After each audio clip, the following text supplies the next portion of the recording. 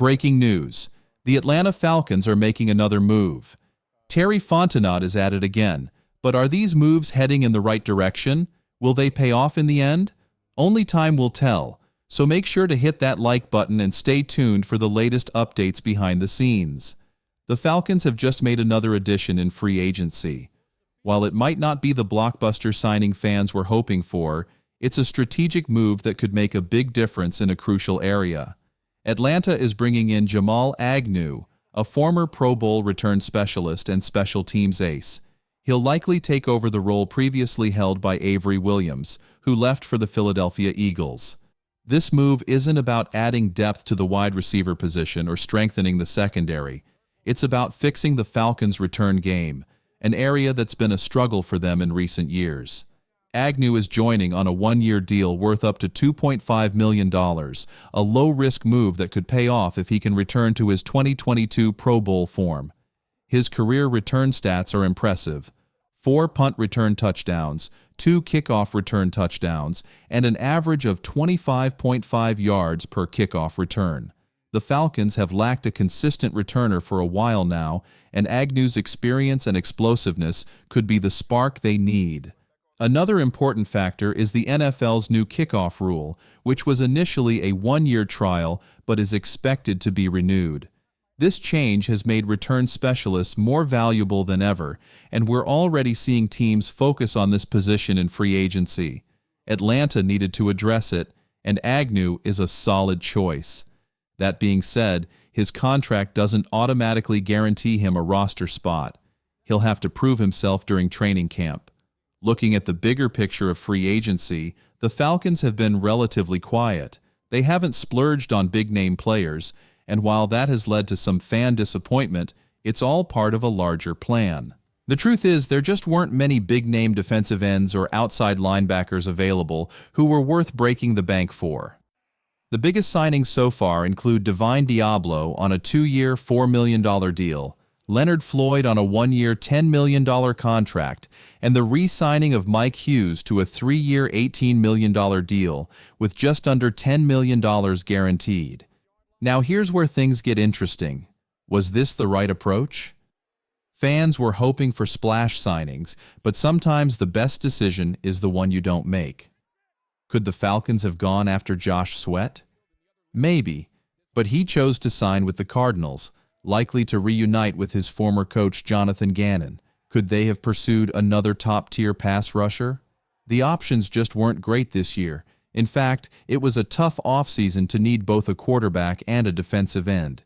Imagine if the Falcons had waited until this offseason to address quarterback instead of drafting Michael Penix Jr. last year. That would have been a disaster. So, what does the defense look like now with the draft still ahead? A lot could change, but one of the more interesting battles will take place at inside linebacker. Troy Anderson and Divine Diablo will compete for the starting role. Speed has been a big issue at that position. Players like Caden Ellis and Nate Landman lack the sideline-to-sideline speed necessary to thrive in today's NFL. Diablo should bring the speed the Falcons need, and if Anderson fully recovers from his injury, this could become a much-improved unit. At safety, the Falcons made another key move, signing Jordan Fuller. Fuller spent last season with the Carolina Panthers and was originally drafted in the 6th round of the 2020 draft by the Los Angeles Rams, where he played under Raheem Morris. The connection between Jordan Fuller and Raheem Morris likely played a role in this signing. Given that Fuller has started 46 of 48 possible games when healthy, he's expected to start alongside Jesse Bates III. Injuries have been a concern for Fuller, as he played just 3 games in 2022, but when he's been on the field, he's been a solid contributor. With Fuller now in the fold, it's clear that Justin Simmons won't be returning. Simmons, who led the NFL in takeaways from 2016 to 2023, had an underwhelming season in Atlanta, finishing with just 2 interceptions.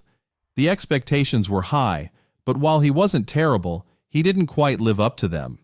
Now, with Fuller joining the team, the Falcons are officially moving on from Simmons. Of course, free agency isn't just about adding new players, it's also about losing some key contributors. Over the past 24 hours, the Falcons lost linebacker Nate Landman, who signed with the Los Angeles Rams. Landman, an undrafted free agent from Colorado, was a key contributor last season, starting 14 games in place of an injured Troy Anderson. His stats in 2023 were impressive: 110 tackles, 7 tackles for loss, 3 forced fumbles, 2 sacks, and an interception. That's some serious production, and it won't be easy to replace.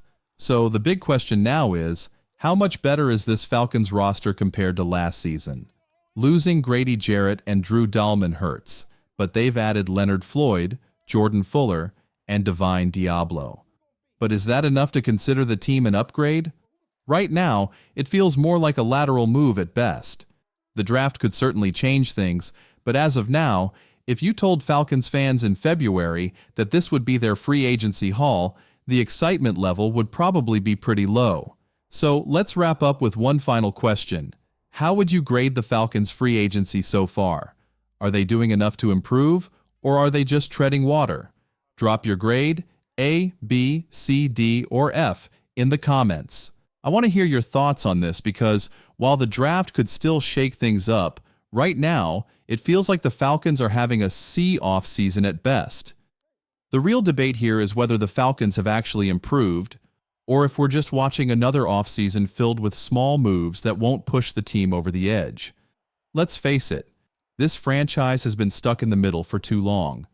There have been no playoff wins since 2017, and we haven't seen a dominant defense in over a decade. If Atlanta wants to be a true contender in the NFC, these small, incremental moves need to lead to something bigger. Now, here's the flip side. Maybe this front office is playing the long game. Maybe they're looking at this free agency class and realizing there aren't a lot of elite pass rushers available, so they're not willing to overpay for mediocrity. That's a smart move, if they capitalize on the draft. This is where Terry Fontenot has to prove himself. If the Falcons are taking a conservative approach to free agency, then their draft picks have to be on point. There's no other option. This brings us to what could be the most critical moment of the offseason: the 2024 NFL Draft. If the Falcons don't find at least one impact player in the first 2 rounds, it'll be hard to see how they take a major step forward next season. Pass rush has to be the priority. There's no other way around it. This team cannot continue to rank near the bottom of the league in sacks. So, what's the plan right now? The defensive line has some good pieces, but no true game changer. Leonard Floyd is solid, but at 32 years old, he's not the long-term solution. Morgan Fox is a good rotational player, but he's not an elite pass rusher.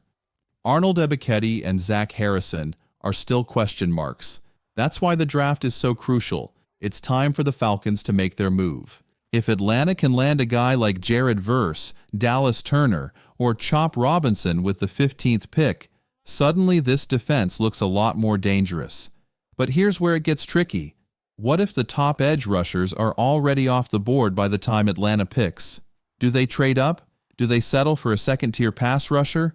Or do they pivot to another position of need? These are the critical decisions that will define this front office's future.